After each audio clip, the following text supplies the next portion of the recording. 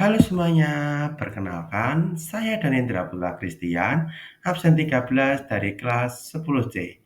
Hari ini saya akan menjelaskan tentang peran pelaku ekonomi dalam kegiatan perekonomian dan circular flow diagram 4 sektor.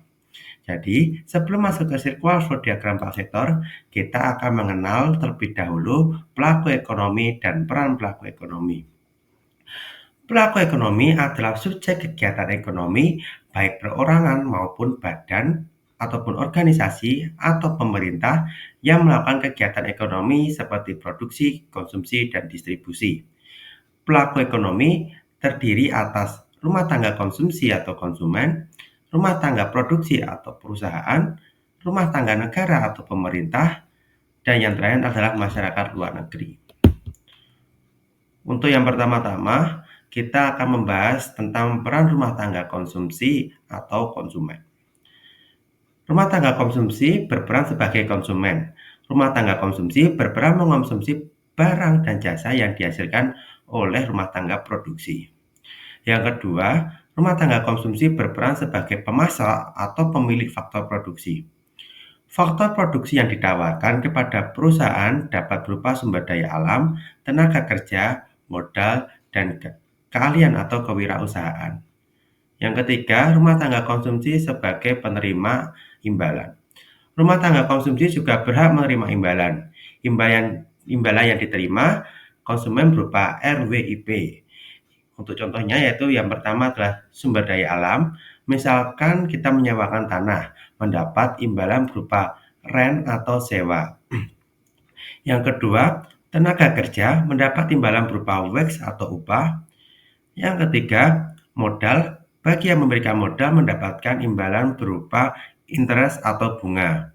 Yang keempat ada keahlian atau kewirausahaan mendapat imbalan berupa profit atau laba. Untuk yang berikutnya, kita akan membahas peran pelaku ekonomi rumah tangga produksi. Rumah tangga produksi berperan sebagai produsen.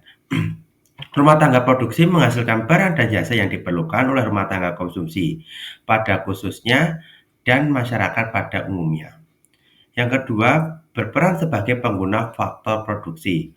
Supaya dapat menghasilkan barang dan jasa, perusahaan memerlukan beberapa faktor produksi yang berupa sumber daya alam, bahan baku, modal, tenaga kerja, dan keahlian. Perusahaan mendapatkan faktor-faktor produksi tersebut dari rumah tangga konsumsi. Yang ketiga, sebagai agen pembangunan. Dalam hal ini, rumah tangga produksi berperan membantu pemerintah dalam kegiatan pembangunan, seperti membuka lapangan kerja, membangun infrastruktur, dan meningkatkan kualitas sumber daya manusia. Yang ketiga, peran rumah tangga negara. Rumah tangga negara berperan sebagai pengatur. Pemerintah mengatur lalu lintas perekonomian dalam negeri untuk menjaga stabilitas serta mencegah terjadinya kekacauan dan hal-hal yang dapat menimbulkan kerugian bagi rakyat banyak. Hal ini dapat dilakukan dengan membuat undang-undang, melakukan pengawasan, serta menetapkan kebijakan fiskal moneter dan moneter. Yang kedua, berperan sebagai konsumen. Kegiatan konsumsi yang dilaksanakan pemerintah bertujuan menjalankan roda pemerintahan, antara lain menggunakan tenaga ahli, menggunakan alat-alat kantor, memanfaatkan energi listrik, dan lain-lain. Yang ketiga, berperan sebagai produsen. Pemerintah juga bertindak sebagai produsen dengan menjalankan berbagai perusahaan milik negara, khususnya produksi barang dan jasa, yang vital bagi kepentingan negara serta bagi kesejahteraan masyarakat, seperti perusahaan listrik negara atau PLN, Pertamina, dan perusahaan daerah air minum atau PDAM. Yang berikutnya ada peran masyarakat ekonomi luar negeri. Masyarakat ekonomi luar negeri berperan sebagai konsumen.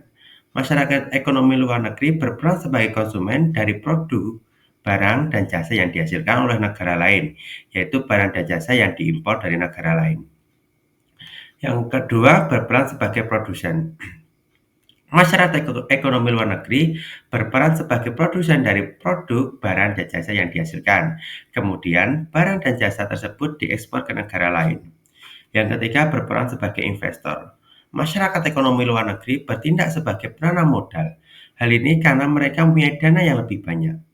Yang keempat, berperan sebagai sumber tenaga ahli.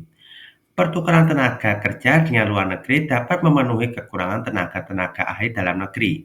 Selain itu, juga dapat sebagai sumber devisa negara. Dengan pertukaran tenaga ahli, barang dan jasa dapat diproduksi secara maksimal, baik jumlah maupun kualitasnya. Ya, sekarang kita masuk ke circular flow diagram. Circular flow diagram adalah diagram yang menggambarkan hubungan timbal balik antara pelaku ekonomi berupa arus melingkar yang membentuk sistem tertentu. Circular flow diagram dibagi menjadi 3 bagian, yaitu adalah kegiatan ekonomi sederhana atau 2 sektor, kegiatan ekonomi dengan campur tangan pemerintah atau 3 sektor, dan yang terakhir adalah kegiatan ekonomi terbuka atau 4 sektor.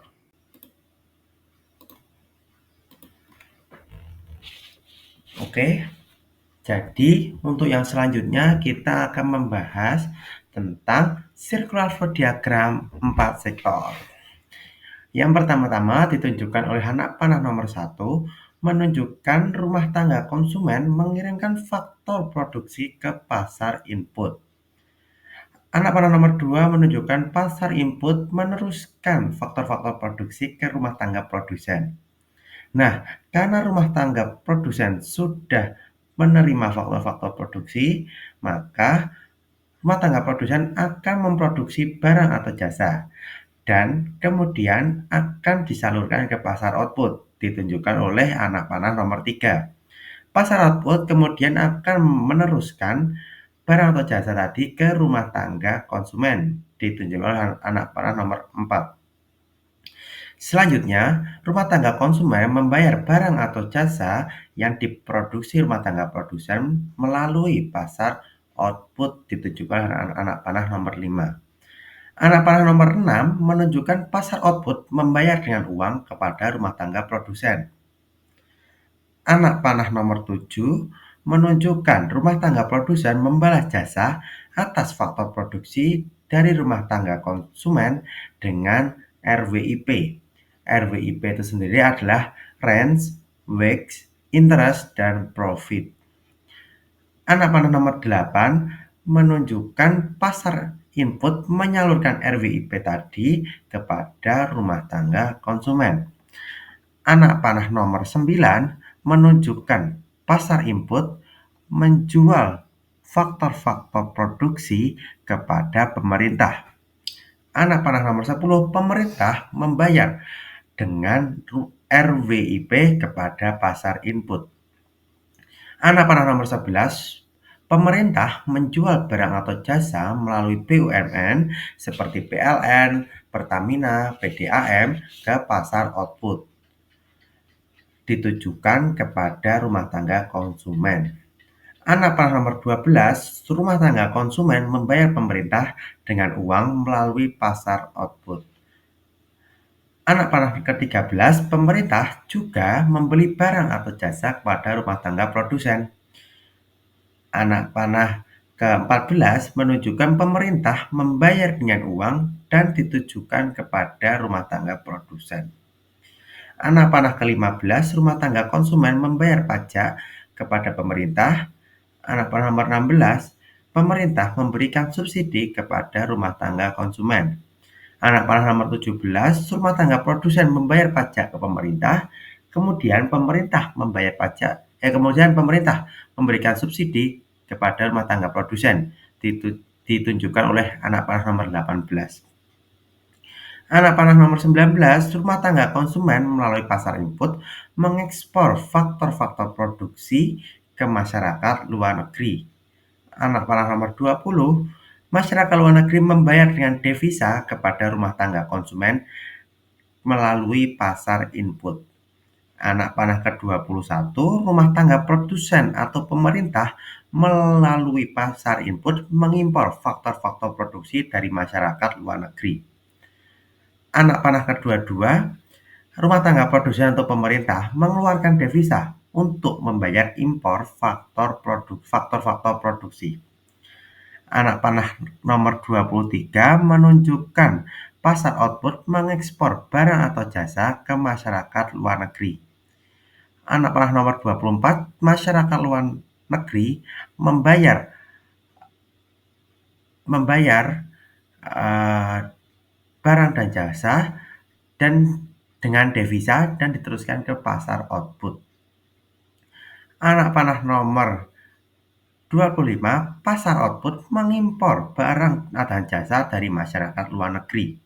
Anak panah nomor 26, pasar output mengeluarkan devisa untuk impor barang dan jasa. Jadi sekian penjelasan tentang peran pelaku ekonomi dalam kegiatan perekonomian dan circular flow 4 diagram. Jika ada salah kata ataupun perbuatan saya mohon maaf. Terima kasih, selamat siang.